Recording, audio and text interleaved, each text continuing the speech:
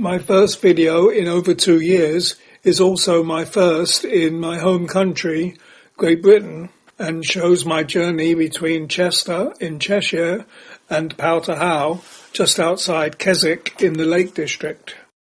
Unfortunately, by the time I got to the Lake District, the weather was rather grey and drizzly with low clouds, so there is little to see in the video, although there are a few nice stretches which are shown by the dark green sections on the map.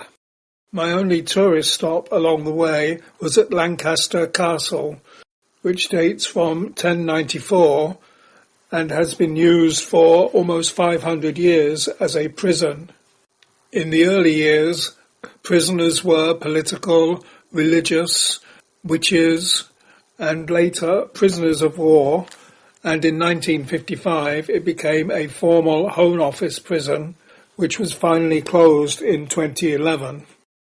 The blue marker on the map indicates a photo of the main prison courtyard.